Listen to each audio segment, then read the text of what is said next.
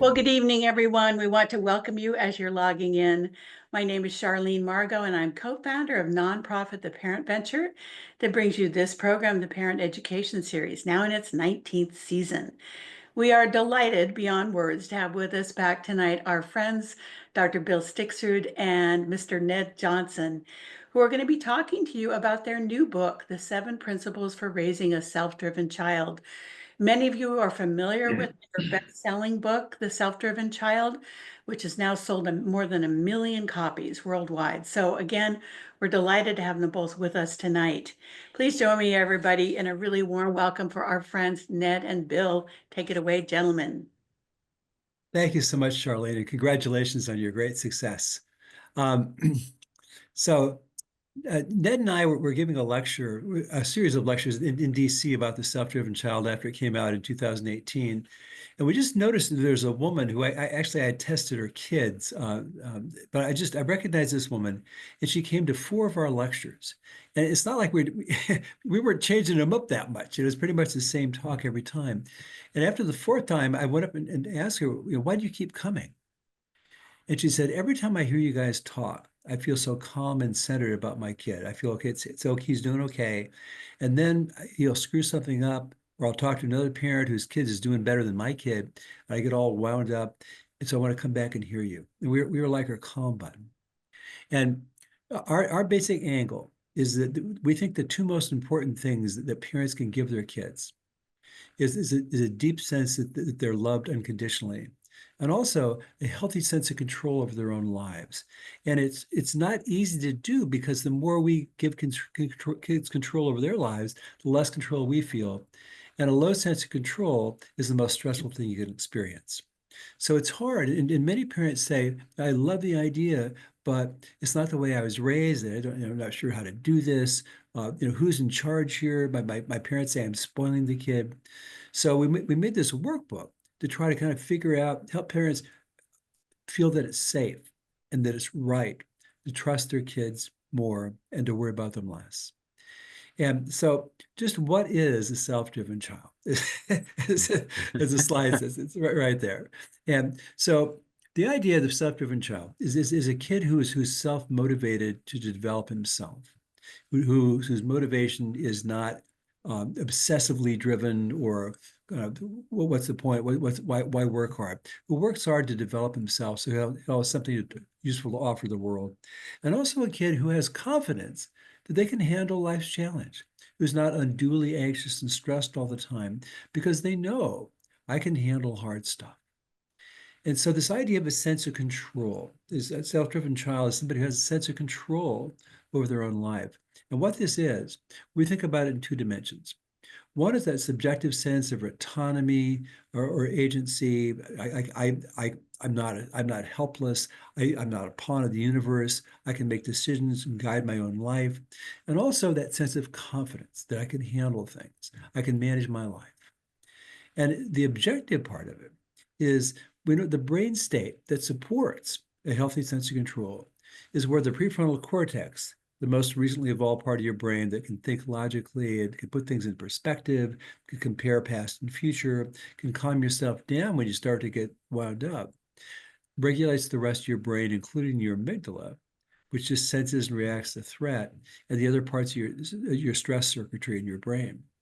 And when you're in your right mind, when you're goal-directed, when you're in the present, when you have that self-driven, kind of self-motivated quality, the prefrontal cortex is regulating the rest of your brain, and that's where we want to be. This gives us 2 ways to help kids develop that self-driven quality, one through supporting autonomy, and one through helping them keep their brain in that optimal state. So much of the work that we do is about supporting a healthy sense of control in kids. And as Bill noted, it's hard for us as parents, because when we're naturally, appropriately giving kids, and particularly teenagers, more autonomy, more say about what they're doing, making more choices, it means that we are often having to kind of sit on our hands and button our lips and be bystanders and sort of doing as we watch their lives. And so our books are about how we can support the healthy sense of control in young people, but do it in ways where we as parents are still engaged, we still have influence, but maybe not power, so we don't feel completely sidelined or marginalized in the process as well. But it isn't always easy. This researcher, Sonia Lupien, who put forward this idea, this acronym of NUTS, we come back to this over and over. And we can recognize that we as parents can tolerate, and our kids can tolerate, new situations, unpredictable situations, even threats, when we can bolster both that brain support and the skills that go along with it to help people feel a healthy sense of control. My twin brother's a paramedic, and I sort of joke with having children who've gone through more than their fair share of trips to the emergency room. Every time this happened, this was one of the worst days of our lives, it felt like. But for the people who work there, it's just Tuesday, in part because they feel a greater sense of control. And so, what we hope to share with you tonight for you to develop and raise a healthy, self-driven child, we're not doing this in a way that wildly decreases your sense of control, because we don't want you to be stressed, in part because it's not fun for you. And the more you can feel that you're working with your kids, not on your kids, you both feel better, and we're growing the pie and feeling a sense of control, not treating like it's a zero-sum game. And one of the ways that we got to this sense of control was paying attention to the research of a guy named Steve Mayer, who was at the University of Colorado. And he studied rats. And rats have brains that are organized a lot like ours, and we can learn a lot from them. And basically, what he learned is that if a rat's in a cage and it has a little wheel in it, and his tail gets shocked, and he turns the wheel and discovers that if he turns the wheel, the shock stops. Basically, what happens is he has that experience several times, and he basically becomes inoculated against the harmful effects of stress. Because he turns that wheel, he's not very stressed. Even if you disconnect the wheel from the shocking apparatus, he's not very stressed because he's coping. And basically what happens is that when he starts turning the wheel, the prefrontal cortex activates and it dampens down the stress response. And so he's basically having this experience several times, and is basically developing a coping brain. So when something stressful happens, it just turns that wheel, he just goes into coping mode as opposed to freaking out. And this is what we want for children. We want children to develop brains that have this ability to, something stressful happens, they go into coping mode because they have a sense of control. I can handle things. I'm adaptive, as opposed to trying to avoid or panicking. And a sense of control is also really at the crux, at least 1/3 of intrinsic motivation. We so often think about motivation of how do I get my kid to do fill in the blank. But if we pause for a moment, that's really an extrinsic motivator. We really should be shifting our thinking from how do I get my kid to how do we create an ideal opportunity, an ideal situation where he or she wants to. So it's not just we want kids to be nice to their siblings or want them to work hard at school or want them to do anything, but in a perfect world, we're helping them want to do those things, right? And so there are three psychological needs that need to be met. I need to feel competent, which is different from being competent. I need the sense of competence, a sense of feeling connected to people, and then most of all, the sense of autonomy. And the key point here is that children who are in kindergarten experience a greater level of autonomy than adolescents do when they're in high school in their later years. And this is so important because after prenatal through age 2, the adolescent years are the time when young people are sculpting the brains. They're developing the brains that they're going to carry into college if they go, and most of all, into their adult lives. And so we really want to be mindful that while we're helping kids work hard in school and all that stuff, that we keep in mind that we're developing their brains. And we want young people to grow up with intrinsically motivated brains so they pay attention to what matters to them and work hard to set and meet goals that help them build lives that they want. So, yeah, The uncanny. If people haven't seen yet, the new Snow White, these are the new dwarfs from the seven, and so we thought, seven dwarfs. They're little principles, Bill. They're little principles. So yeah. anyway. So, well, we're going to talk about all seven, but we want just to see what these are about. And we're happy to take questions about the ones that we don't cover. We just don't have time to go through all seven. So, should we go to the first one, Ned? You got it. So, yeah. So the first one is put connection first, and there are a million reasons why to do this, but the big ones are They're your kids. You love their kids and you want them to feel that you love them. And so connection needs to really be at the core of our relationship. The second thing is that as loving parents, when your kids are having a hard time, you're going to want to help them. But you aren't likely to know about their hard problems if they don't share or feel that it's safe to share with you your hard feelings. And so to be close enough to them to help with their problems, we need to put connection first. And the last thing, of course, is that we want kids to feel like even and really particularly when they're struggling, that we can love them no matter where they are. And if their rooms are messy, their grades are less messy, their lives are messy. The way this book is structured is with not that much science, because that's really laid out in The Self-Driven Child, and not a ton of a conversation, because that's really in our book, What Do You Say? But really with reflections and with exercises and questions you ask of yourself and you ask of your spouse or your partner and ask of your children. And so the connection starts with things like reflecting on for you as an adult. And you can go through this exercise now for a moment in your head. Who do you feel closest to? When you're having a bad day or a rough patch or something that really is upsetting to you, who do you share that with? To reflect back on your relationship with your parents. When you screwed up or made a mistake or did something dishonest, how did they respond? How did that make you feel? Do you feel close to your parents now, yes or no? And how does that make you feel to have that close connection or not to have that close connection? So we really start reflecting on what connection means to us. Are you closer to one of your children than another? And then some exercises about how do we be more connected? What are the ways that you've noticed that your kids are more open to having conversations, right? When you're driving home from sports practice and the lights are out, or when they're finally have the day's work is done and they're snuggled up in bed and you go in to give them, kiss goodnight. And that's when they kind of blurt things out. For kids who don't really they have a lot of thoughts, but fewer words to share with you. Do you kind of break them down when you're out for a walk or when you're doing parallel play? Can you play video games with your kid? And that's when they kind of let words out. And it's important because few things are more painful for you as a loving parent than seeing that your kid could use a little more connection with you and you're not quite sure what to do or say. And when you do this, oh, just leave me alone anyway, or at least that's kind of what it feels like. And that's a hard place for you as a parent to be, and more so, it's a hard for a place for your kid to be. So these are some things if you feel like you've been in a rut, connection-wise, communication-wise, some reflections for you to think about your kind of love language and what it is for your kid as well, to deepen that connection if you feel like it could be a little more than it currently is.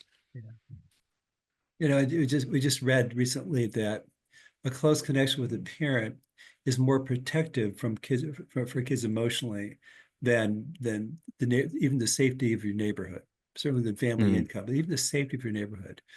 yeah, So yeah, your children are better off growing up in a war zone with a loving parent than growing up in a lovely neighborhood warring with their parents. yeah, yeah.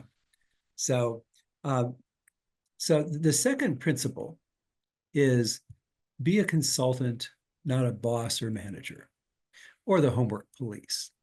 And and uh, I was giving a lecture about the self-driven child in Houston a few years ago, and I happened to mention the most elite high school in Washington, D.C. area. And this woman came up to me afterwards and she said, I'm a psychotherapist here at the Menninger Foundation. There's a very good mental health clinic in Houston. She said, we know this school in DC really well because so many of the graduates get into the top universities in the country.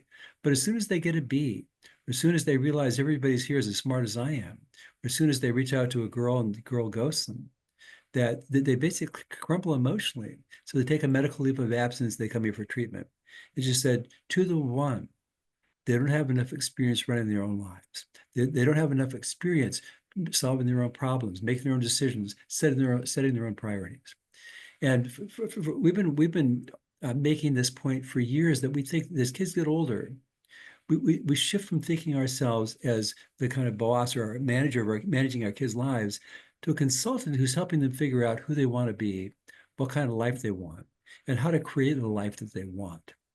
And there's basically three kind of implications of this idea as you start to think about yourself more as a consultant to your kid whose goal it is to help your kid figure out his life. And the first one is that we want to help, we want to offer our help and advice and not try to force it. I mean, so many parents say, I've told them a million times, or I keep trying to get him to see.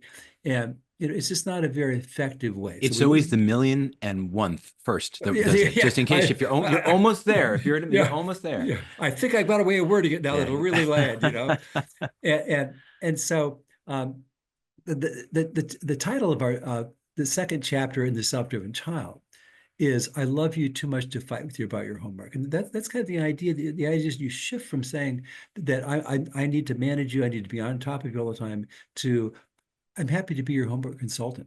I'm willing to help you any way I can. I want you to have all the help you need, but I don't want to work harder than you do or act like somehow I'm responsible for seeing that you get this done. I couldn't make you do this. So what are the implications of this offering help, but not trying to force it, offering our advice, offering our wisdom, but not trying to force it, is we don't want to work harder to help kids solve their problems than they do. And what Ned and I say a lot is there a way that I could help? When kids bring us a problem, as opposed to saying, well, you should do this or this, we say, is there a way that I could help? You want my thinking about that? We kind of offer.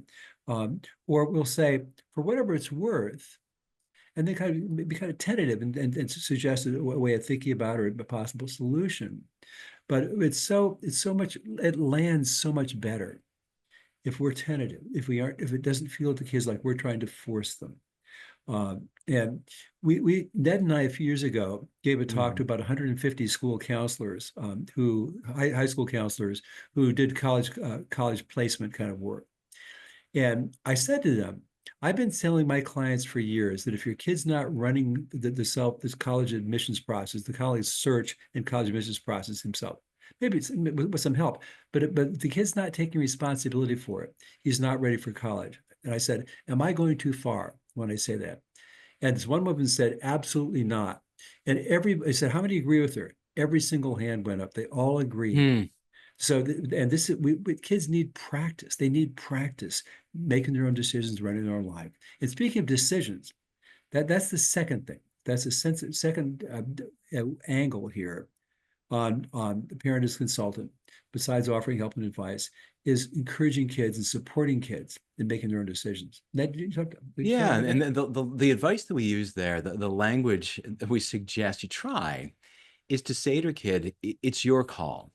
It's your call if you take this math class or that math class, or you get the job or you don't, internship or whatever happens to be, in part because when we force decisions on people, they tend to resist them and they tend to look for ways for those decisions to end poorly rather than to end well. If they make a decision, even if you're like, oh, it's not really a good one, kids are going to be committed to making it work well, in part because they don't want to have it be a disaster. They're stubbornly stick-to-itive, right? They want it to work out.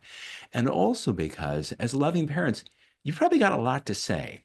You have more years, on this planet, you have experience to share, you have advice to offer. But when we force things on people, they tend to, it's stressful. That's that low sense of control, and the shields go up and you're not engaging with the decision-making part of their brain.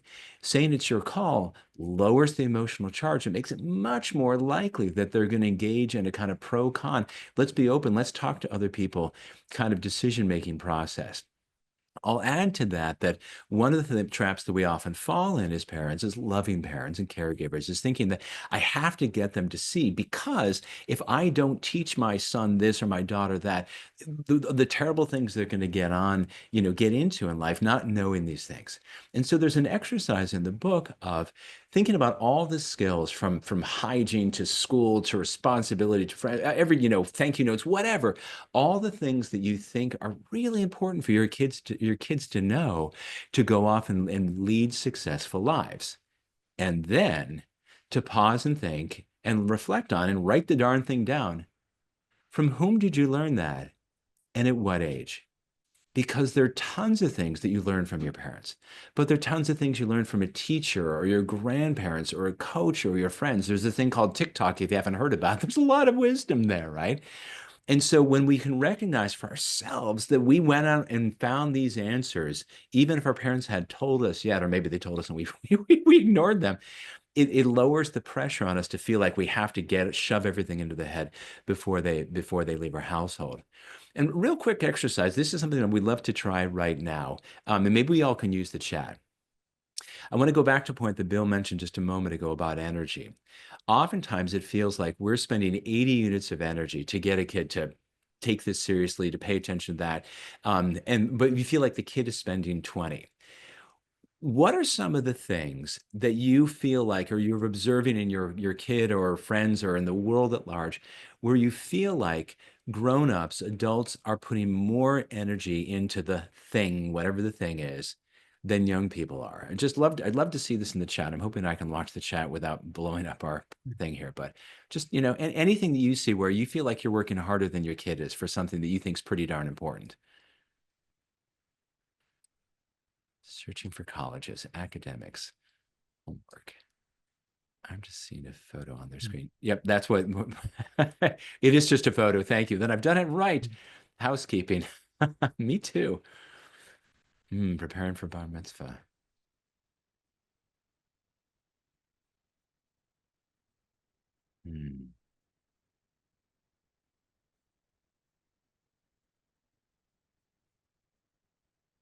These are great. These are great. Well, as you do this, my first observation is at least some of you have teenagers. And my second is, I think you're all pretty normal in that these are problems that, growing up isn't easy, right? Being a parent isn't easy. My goodness, if the last 4 years, starting with the COVID, have not been the hardest times in the history of parenting to be a parent, I can't imagine that there's been a harder time. I mean, there's so many headwinds that we face, that our kids face, and it makes it hard for all of us. So thank you for that.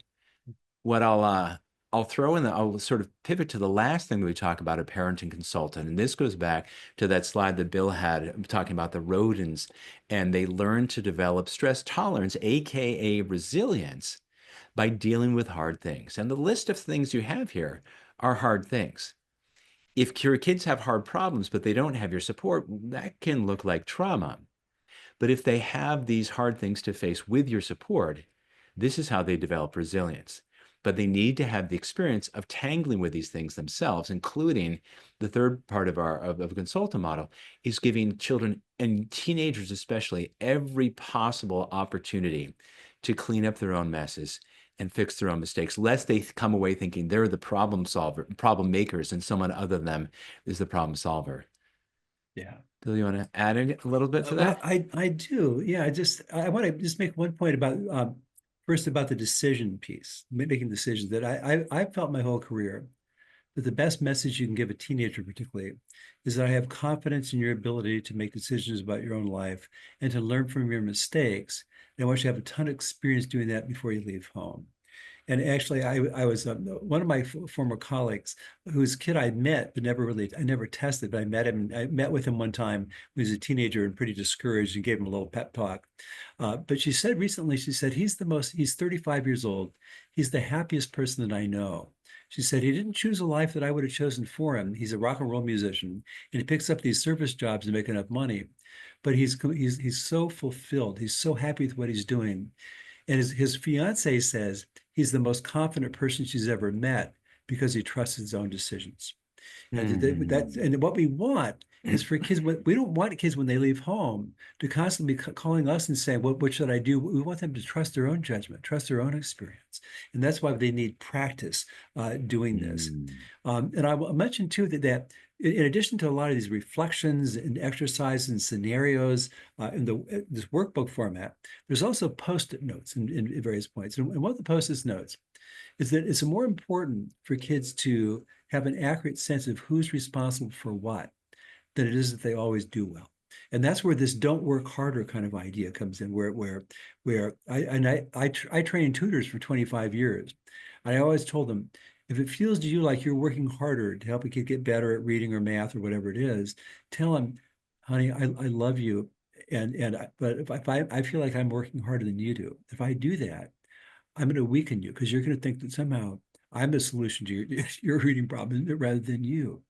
And the feedback I got over 25 years was that every time they changed the energy in that way, the kids stood up to the plate. And the problem solving, it's so, because we're mammals, we're just wired to protect our young and to soothe them when they're upset, they bring a problem to us. But what we want to ask ourselves when a kid brings us a problem, which is a 3-year-old or a 5-year-old or a 15-year-old, is we want to ask ourselves, whose problem is it? We want to remind ourselves that it's really the kid's problem, so that we don't leap into solving it for them. Because, as I said, when a 3-year-old is struggling with something, a little frustrated, and figures it out, the prefrontal cortex activates, dampens down the stress response, and the kid develops a sculpting brain over time, or this sculpts a coping brain over time. Yep.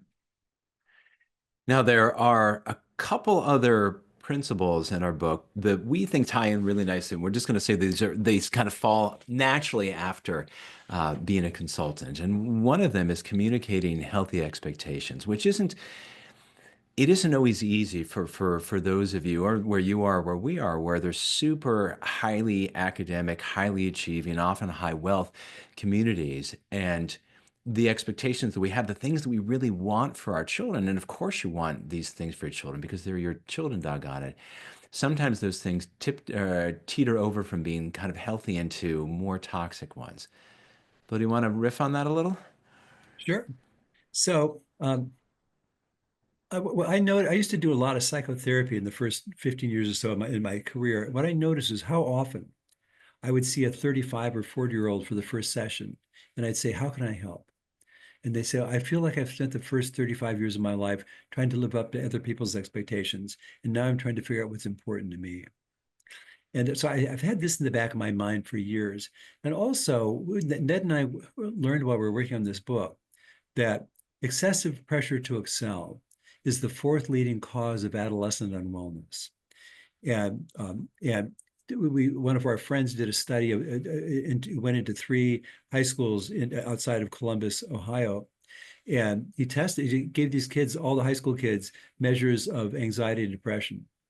And then he had them, and really, it's shockingly high levels of anxiety and depression. Then he asked them, he said, "What are the major sources of your stress?" And all 12 had to do with with the school, academic stress, pressure, homework, that kind of stuff. And so much of it was pressure to not disappoint parents. And so we studied a lot in the last 2 books about what do we know about parental expectations. And what we know is that they're really powerful. They have a very strong correlation with achievement. But also we know that the healthiest and the most powerful kinds of expectations are, I have confidence that you can. I believe in you. I anticipate that you're going to do well because you're working hard at it and you're competent.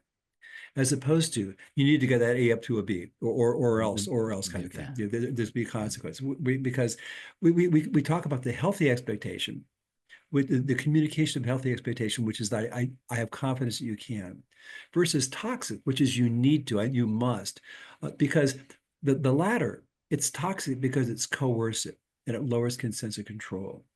And And it also, sure works again. It sure works against connection.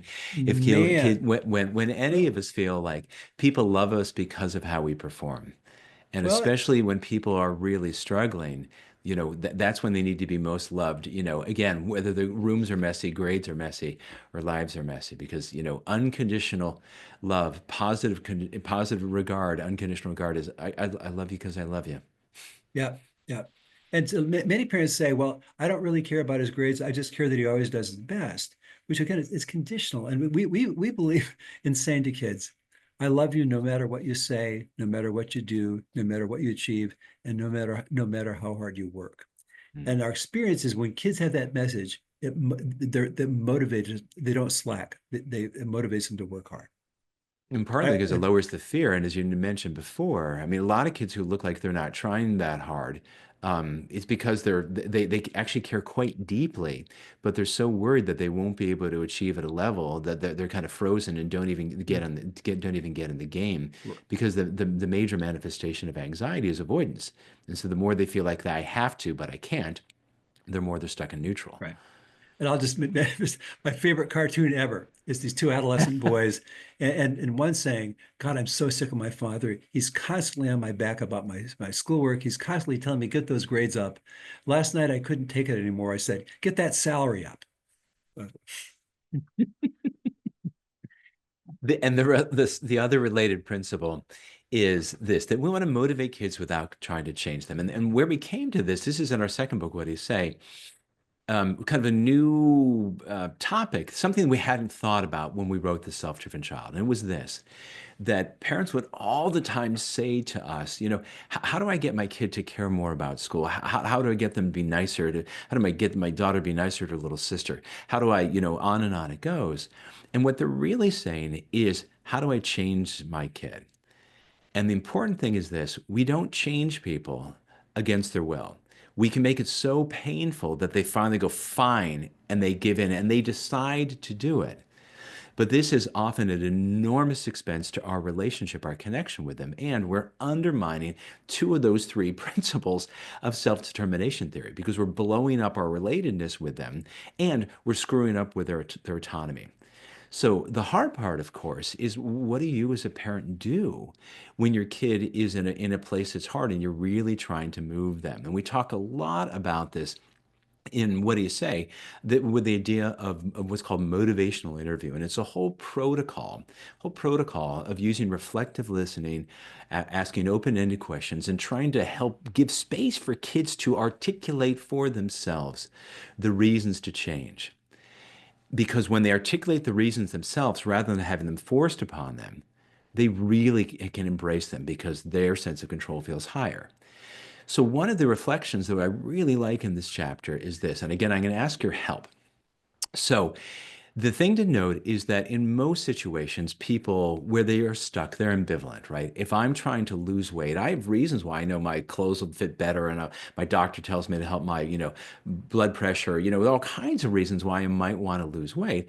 But I can also think, oh God, it's so pain. Last time I did that, I didn't get to eat the things that I wanted, or I tried to lose weight and then I put it right back on. That was the most frustrating thing in the world. You can imagine this headspace. So what I'd like to do is think about in your own head, think about something maybe with your kids, maybe around school, maybe around friends, maybe around their health and fitness, whatever. And everybody who is last name that starts A through M, in the chat, if you can put in the reasons that you believe your kid already knows why it would be a good idea to. So better for college, better grades, grandma's more approving, whatever. Articulate all the reasons why reasons your child already knows to do the thing or things that you really would like them to change. And if you then have a last name that starts N through Z, type in all the things you imagine your child feeling for why they kind of don't want to do this thing. And we'll do this for a minute. I'm dying to see if you guys can help me out about this.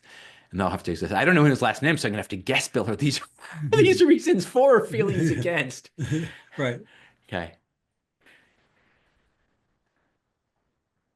I saw the fear of failure then,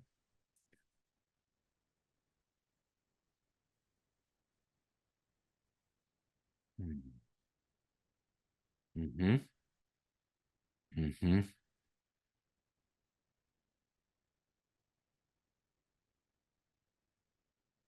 Hmm.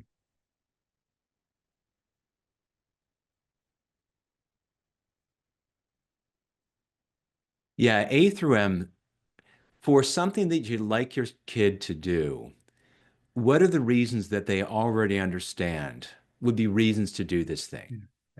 Yeah. You if it, Some problem that they like to improve. So you think they'd like some way that you'd like to see them change, but that they already know the reason. right. So Yeah. if it's doing well in school, what are the reasons they already know from you or from life that might be valuable to do well in school? Or if they could be nicer to their siblings, what were the reasons they already understand why it'd be a good idea to be nicer to the sibling, successful in life? Yeah. The reason we wanted to go through this exercise, and thank you for this, um, is that so often we as parents, we're focusing on the reasons for children to do things because we can picture all the good outcomes if they take these steps, if they work harder, if they put their minds to it, right? If they ask for help. But what can happen is a child can be thinking all the reasons why not to. And when you go through this exercise yourself, and this is in the workbook, take something that's really been a thorny issue for your kid, where again, as Bill said, I've told them a million times, so they get the reasons why. But to pause and really try to put your head into a 14-year-old girl or 17-year-old boy where things just aren't going well, and try to really imagine the feelings that they're feeling. And when you start to understand and can really grapple with the anxiety of this ambivalence, it makes it a lot more likely that you're going to be just readily more empathetic. You're going to work harder to try to understand your kid's perspective rather than try to talk them out of it. And it's likely to make you not just more empathetic, but a lot more effective in being this consultant role. I can see reasons why, I can see reasons why not. I get this. This is hard. And it makes us easy to change our language and our approach, and most of all, change our energy. Because here's the thing, when you have a kid who's struggling and they're stuck, they don't want to stay stuck. They really don't. And one of the most powerful ways that we help them get unstuck is by changing their energy. And we change their energy by changing our energy first, because we're the only ones whom we can control. So I hope you guys go right to this chapter and book and try this ambivalence thing. It's pretty um I'll say that Bill and I have walked the walk and talked the talk with our own kids. And it's been fun to try to pin down what was it that we did and why did that actually work, and hopeful that these things are helpful to at least some of you the way that they've been helpful to us as parents, and for Bill's case, grandparents. Yeah, yeah. It's this. It really. I think I saw this most dramatically. I went into a school meeting. A kid, who's eighth grade kid that I tested, had learning disabilities and a language disorder, ADHD. School is hard. And I met with the principal and his teachers and a couple other staff members at this Catholic school. He's applying out to Catholic high schools. So a lot of pressure in eighth grade to do well and get good grades. And he's getting all C's and D's. And the learning specialists were spending 90 units of energy, and 95, kid was spending 5. And the principal said, I've had 2 meetings with him already, telling him he's got to get these grades up. Where he goes to high school is a 4-year decision. And I said, I respectfully, I think it's not lost in this kid that if he does better, he's going to have more high school options. I also think that he's probably had the experience many times of trying to do better and just not doing that much better because learning's hard for him. And he gets make it really discouraging. This kind of ambivalence because he knows he'd like to do better, but he's telling himself, he says, if I really work hard at this and I still don't do very well, that just shows how stupid I am. And so what the principal did, my suggestion, was to tell the kid, nobody's going to care where you went to high school when you were 30 years old. It's just not that big a deal. I want you to work hard. I want you to develop yourself. They changed the energy, and the kid changed. It was really very, very cool. I'll use that to pivot into no one will care 30 years from now. We want to talk a little bit about happiness. Um, uh, and the start of this Yeah, chapter talks about the fabulous Dr. William R. Stixrud, who first attempt to graduate school, flunked out, first job, got fired, and to complete the 3 Fs, is completely flourishing as a human being now. And I will throw myself under that pyre because why not? And some of you have heard Bill and me speak before, but I had a very complicated childhood with parents who were struggling in their own ways, and a dad was an alcoholic and a mother was institutionalized. And I spent 3 months of seventh grade in a pediatric psychiatric hospital. And bounce back. I don't know if anyone would have laid a dollar on me as the guy who was likely to thrive thereafter. And and as I thought about, he's one of the most wonderful people I've ever oh, met, by the way. you're so kind. And we did a talk on Valentine's Day about gratitude. And I was thinking about my kids, my son with a brain tumor, and all the medical folks who helped him. And Bill reminded folks, you can also be grateful for the things in your life that didn't go well. And I've been thinking about that ever since the 14th of February, that I don't think that I would be the person I am if my childhood and adolescence hadn't been as difficult as it was. And so I offer this humbly for those of you who have kids where things just aren't going the way you'd like and probably not the way they'd like it to go, to recognize we never really know. Would we measure things now or a year later, a week later, or a decade later to say whether it was a good thing or a bad thing? And My son, who just graduated college, who was past the brain tumor, he came down the other day. He said, Dad, I've been thinking about you. And I realized that your love language is helping. Blew me away. First of all, I didn't know 23-year-old men know about love languages, which I thought was great. Nor did I. And I thought, oh my gosh, because that's exactly the way that I roll. My first inclination is always, how do I help? And how cool for me as a dad to say, ah, he's actually paying attention. Yeah. It's pretty good for an ADHD kid. Do you want to show the perma? Oh yeah, that's right. I'm supposed, thank you for that. Yeah. So my son did not get his ADHD from his mom. Anyway. There's a page in this chapter on teaching kids an accurate model of reality. And the Yeah. idea, I think the impetus for this is that most kids that we work with, basically once they're in middle school, they think, I am my grades. And they all have the idea that if they get into a good enough college, their whole life is going to be set.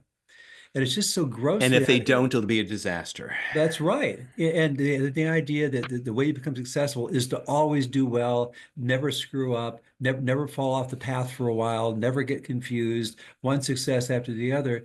And it's just so grossly out of touch with reality.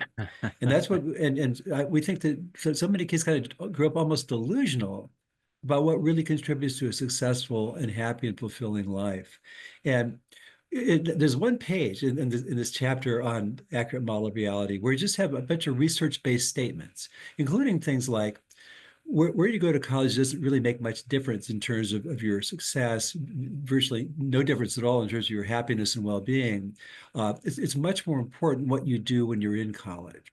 That good relationships are the things that are the best predictor of happiness throughout your lifespan. That money is not trivial, but it's not nearly as important as we think. That we're happier, we aren't very good at predicting what makes us happier. In fact, we're happy if we give things away than if we get them ourselves. There's things like that. It's just good to know because people have been studying. Martin Seligman started the field of positive psychology. It's 20 some years ago, because he said psychology for the last 100 years has studied misery. Why? So various forms of human misery. So why don't we study people who are happy, who are fulfilled, who have a high sense of well-being? And that's what we know. We know that these things are true. We know that the pleasure is not the same thing as happiness. And so many young people that who drink a lot, smoke a lot of pot, they're doing it because they have so little real happiness in their life. They're confusing I've thought about that, Bill, when I think when we were talking about Valentine's Day, but also for kids with partying, that the pleasure, that the dopamine, which is fleeting and leads to addiction, comes from the alcohol, right? The happiness comes from the connection with their peers. Yeah. And so they go to these parties and they mistake the alcohol for the connection. Right. That's because it's part of it, right? And what we want, I mean, Spill's saying the drive of adolescence is to connect with people outside of their family and to develop independence. And so part of this PERMA model as well, and what we hope you all do, the exercise that's in here starts with for you to reflect on what are the things that bring you happiness, of what gives you a source of meaning. Is it helping? Is it religiosity? Is it political activism? Is it environmental activism? But also relationships, right? Where do you feel most? Who fills your cup? Whose cup do you fill? And to really pay attention to this. And here's the real kicker of an exercise you guys might do. There's a list about 10 different things of things that you think you would really value for your children, right? Wealth, power, and prestige. But then relationships, contributing to the world, having families of their own, having really good friends, feeling like they're moral or religious people. And then you rate these things from 1 to 3 or 1 to 5. I can't remember what we did, honestly, Bill. And then and of course I can anticipate where you guys, you're not going to put prestige or power over those other things that are core values that matter so much to you as people and therefore to you as parents. And then here's the kicker. You have your kids do it, and what do they understand matters coming from you? And typically, we've done this a lot. There's quite a disconnect between what we as parents feel like we're conveying to our children and the message that they think they're hearing from us. And when you have that disconnect with the takeaway is, oh my gosh, how could you think I said that? The question is, oh wow, I didn't know that that's what you thought. Can we talk about this?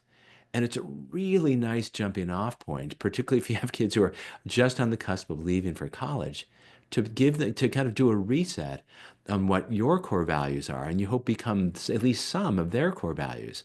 Because I'm confident, we're confident that your core values are rooted in this PERMA, not just in wealth and power and likes and all those things that are so externalized in ways that are particularly injurious to the developing sense of sense of self of young people. And I'll just mention that this PERMA, it's the model of well-being developed by this Martin Seligman, who started the field of positive psychology based on a couple decades of research. This is what the things that contribute to that sense of happiness or well-being. And the last thing I will say before we take questions is there's the very last chapter in the book. It's a related principle, and it's to give kids in school more control of their own lives. And as Ned said, kids' sense of control, their sense of autonomy, and their motivation for school gets lower every year that they're in school, from kindergarten through 12th grade. And Ned and I are starting to see, at least in many populations, that school is a major source of suffering in many kids' lives. If you ask kids, why are you unhappy? It all has to do with school. It's not social media. Kids say it's school, academic pressures. And so we're working with a lot of schools now to try to get them to support this sense of give kids more control over their lives. We are very gratified to be in a school district out in Ohio last week where our motto regarding homework is inspire, don't require. Make homework voluntary and ungraded. We have a lot of ideas like this about how we can increase that sense of control, because we think that schools have the most power, even though right now, for many kids, the major source of suffering. They also have the most power to really make kids happy and joyful and fulfilled. Huge power. Mm. And partly because the way that so many schools are constructed, it really does, it really does thwart those two drives to connect more authentically, agentically with people their own age, because we really line them up and tell them to be quiet and pay attention, right? And we thwart their sense of independent and autonomy because we're telling them what is important to them. And, this is important and you better study it, as opposed to asking them what's important and how do we help you learn and develop skills and a career and a life around those things that already matter to you. Beautiful. Um, Lastly, if you've had enough of us, we're going to make a quick plug for a really wonderful, we think it's up for the Oscars, the new Bridget Jones movie. Mad About a Boy. It's amazing stuff. Some of the most brilliant stuff in we've ever seen. If you've not seen it yet, we're just tooting our own horn and being a little bit silly. But Bridget goes back to work and she hires a nanny, and the nanny comes in, and Bridget is unintentionally putting a little too much pressure on her child. And the nanny says, "Oh, we mustn't pressure them. We mustn't pigeonhole children. It puts undue pressure. Have you read How to Raise a Self-Driven Child?" And she says, "Yes, of course it's on my list. Don't spoil the ending." The ending is, of course, the book's not too bad. Bridget ends up happy, gets the boy, and her kids turn out great, as we, of course, wish for your children too. So We're happy to take questions really quickly. If you're interested in joining our newsletter, we send something once a month, because we don't want to bother people more than that. And really, that's all the organization that Bill and I can possibly muster in a month. And if you're interested in ordering the book, I think we have the link here. We found that it's on the shelf at Kepler's, which I know is at least one really good local bookstore in your corner of the world. And we got to enjoy that last time we're out. So thank you for being with us. Well, thank you, Bill and Ned, for a really amazing presentation tonight. Really clear, really calm. And we are, of course, your biggest fans. We would come to all your events, but instead we just host you all the time. And the most gracious of hosts you That's are, if I may absolutely. say. Yeah. Yes, exactly. So I want to start by asking something that seems obvious, but just isn't.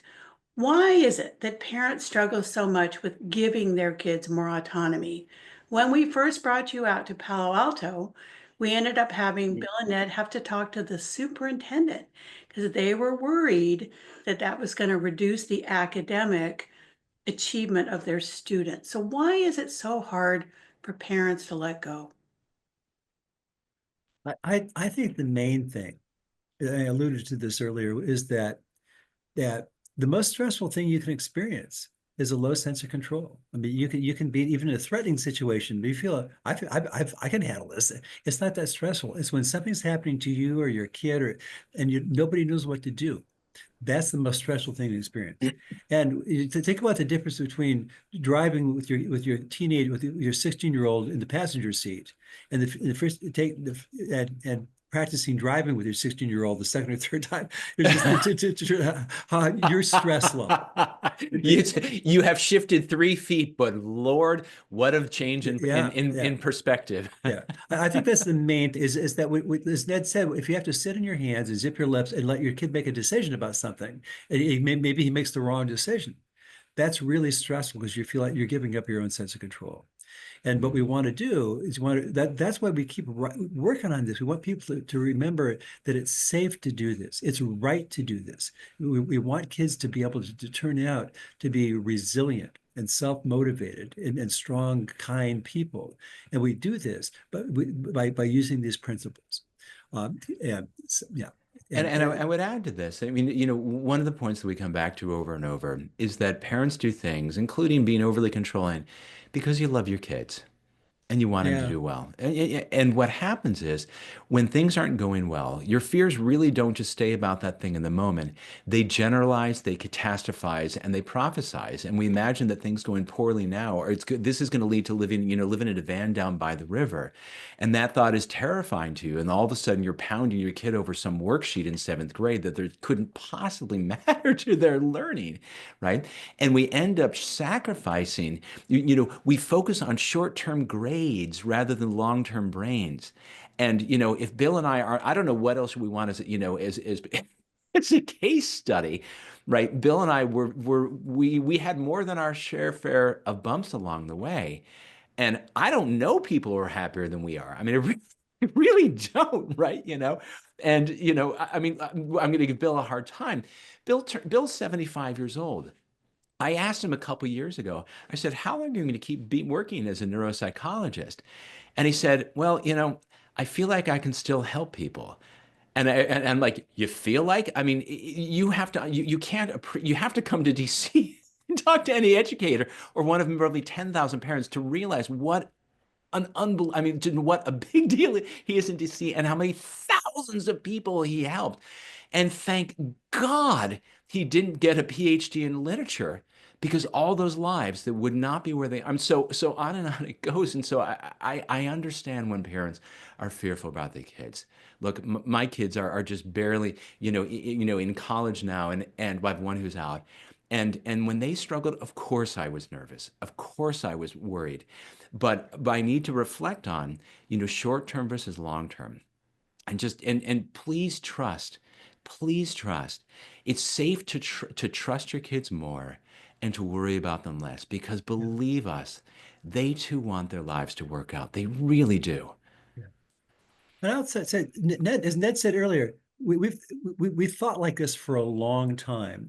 And I thought this for a really long time because I raised my kids by these principles, and they both got PhDs, and one of them had learning disabilities and ADHD, and still got a PhD in psychology, and Ned's kids, as he said, have some bumps, but even his daughter with autism has done incredibly well using these principles, right? What did you say, Ned? I mean, she's just Oh, I mean, she was full school refusal in 3rd grade.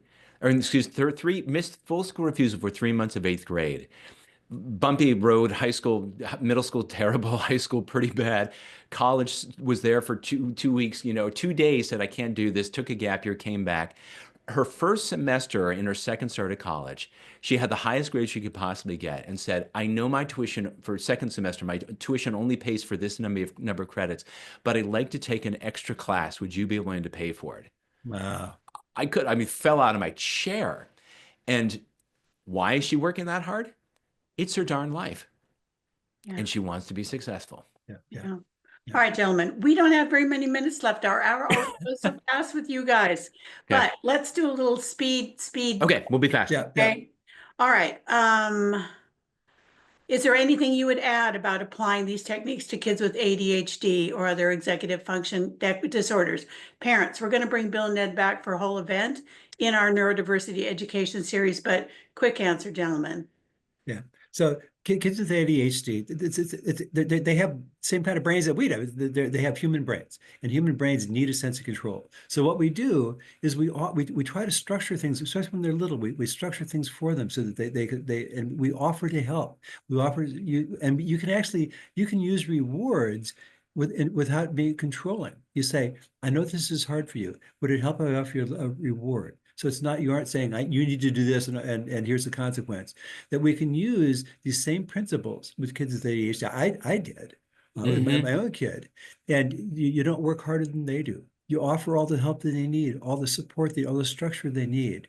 You just don't try to force it down their throat. And you don't routinely work harder than they do.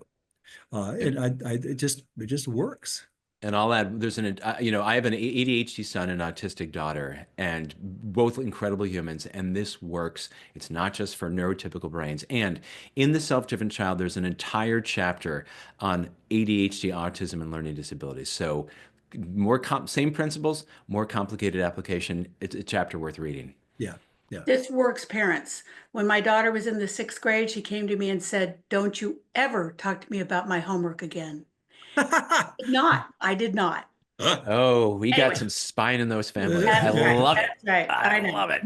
Bless Okay, her heart. here we go. You're gonna love this question. Parent says, "My teen son's doing well in studying, but he lacks any life skills. He only wants to do his activities like online games, reading, or watching YouTube. How can we motivate him to do house chores or learn life skills?" This goes back to, when did you learn things in school? When did you learn that list of tools? So I'll pick on my daughter just because why not? So I must have said, when she was a young person, when she'd finish her breakfast, can you put your bowl in the dishwasher? I don't know, probably 1,000,001 times, to no avail. She studied abroad, and she was the last person to leave this group apartment. And all these people, because they were rushing out the door, they left, and she ended up having to clean up for like 7 other people. And she said, I was so mad, I will never again leave a dish in the sink unwashed.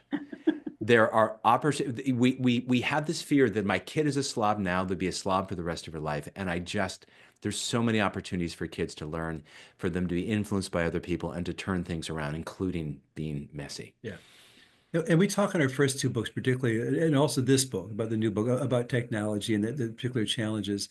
And I think that we talk about collaborative problem solving, where you sit down with a kid, and you say, I know how much you love to do this stuff. And it makes me happy to see how much joy you get from this stuff. And also, I know that for you to make it in life, you're going to need to learn certain skills. And I couldn't live with myself if I just felt that I wasn't at least giving you a chance to learn these skills. So spending this much time on electronic stuff, YouTube, whatever, games, it's not going to work for me, because I don't want to feel like I'm the worst parent in the world. So you express empathy, you express your own concerns, and then let's figure out how to solve this so that you're satisfied and I'm satisfied. So you start to move in the direction of kids getting more lives, at least more opportunities to learn life skills. But as Ned said, it's just we think that when kids are in a certain place, if we don't fix it now, that they'll get stuck in this place or just get worse. And our sense is that we don't get stuck. If we stay calm, we stay flexible, we're encouraging, we do this collaborative problem solving, kids don't stay stuck, because as Ned said, and this may be the most important thing, they want their life to work. Well, and parents, Bill and Ed will tell you this, it's never too late to change tack. You can turn the ship left. You can say, we've been going along and you're doing your schoolwork, but really no chores. I've been reading a lot and I read this book, and here's what I think, right, guys? You can go back to your kids and say, new plan. And one of the things, I had a wonderful presentation was giving, and a parent was asking about, she had 4 kids, and the youngest one wouldn't do his chores, and da da da da. And I asked her, I said, so for the chores, I said, who picks, who made a list of what the chores are? Well, I did that. Okay, great. And do they pick the chores, or did you assign the chores? Well, I assigned the chores. Okay. Who reminds them to do the chores? Well, I do. Right? And so, even simple things like you make a list of chores and say which ones, and you just this week's it's my week to choose which chore I do, and Charlene, next week you choose, you go first, right? And even just little things like that, where we're giving more autonomy, and we're doing this, as Bill said, in a way that's respectful and collaborative. That, I mean, because so often we think it's the kid never wants to do it and doesn't want to do the chores, and it may be the how, not the what, as so many things are. Yeah. All right. Here, Ned, is a chance for a little self-promotion if you have it. Parent is asking, do you have a podcast about parenting autistic children? We do not have a podcast. Thank you for asking about parenting autistic children. But the podcast is The Self-Driven Child. I know, really crazy out there name, The Self-Driven Child podcast. And it's Bill and me, and sometimes it's another guest. There's a wonderful episode. Woman named Donna Henderson. I don't know, have you had Donna Henderson And yet? not. She has this incredible book called Is It Autism? It's brilliant. It's really designed for people who, well, I learned from Bill and I learned from Donna that the typical girl or woman with autism has the same interpersonal skills as the average neurotypical man. So a lot of young women get missed. Donna is one of Bill's colleagues. She's brilliant. She's hilarious. She's ADHD herself. She has autistic children. It's an incredible book. So that might be an episode that's worth listening to. And I'll say if anyone has suggestions, I love talking to people who know more stuff than I do, which means I'm happy to talk with pretty much everyone, because there are a lot of people out there to talk with. All right. And everybody online, Bev just dropped that link to Ned's podcast in the chat. All right. Thank you. I know we've kept everybody past time, but this is so much fun and it's so hard to ever say goodbye. But we're going to end with our traditional last questions just because we love hearing what you have to say. Despite everything that is going on in the world right now, and it's not pretty, what gives you both hope? I will say that at my age, I'm very humble about being able to predict the future. And it gives me hope is that people are innately good, and people are innately kind and helpful. And things, in many ways, things look very dark right now, but it's also true that the darkest hour is before dawn. If we don't, so I personally foresee all kinds of corrective things happening, that they're going to start to right this ship. It seems like this level of kind of conflict and insanity can't go on much longer.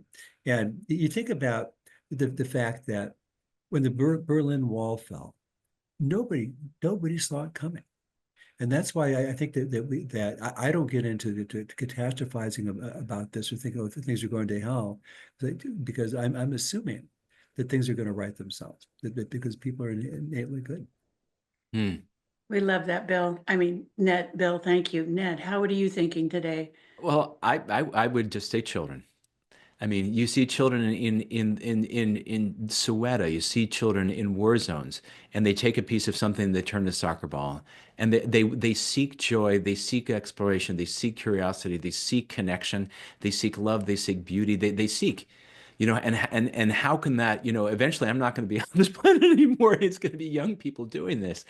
And I'll say as well that again, that point I made before, when do we know whether it's a good thing or it's a bad thing, right? For me to be in a psychiatric hospital in seventh grade, in hindsight, I'm so grateful, and I'll fast forward through a whole bunch of stuff of, I wouldn't be married to the person that I am if I hadn't had those experiences. And my wife is one of the best people on the planet. And I wouldn't have the children that I have were I not married to her. And my son, who really likes to wisdom drop on me, we were talking with him, Bill and I, and he said, I'm really grateful that I had a brain tumor. And I'm like, wait, okay, time out. Walk me through this one. And he Yeah. said, my life was so easy. My friends are great. My school is great. You and mom and dad, you're not bad as parents. Katie's great, right? And I always wondered when I have some adversity. And I'm like, first of all, wait a second, you could have done something a tad less dramatic than a brain tumor. But he also said, my son is a music major, composition, and he's doing all these great things. I won't go into the details of it. He said, if I hadn't had my gap semester at Children's National Medical Center getting chemotherapy and radiation, I never would have had the time to do what I've done. I would never have been able to pivot into composition.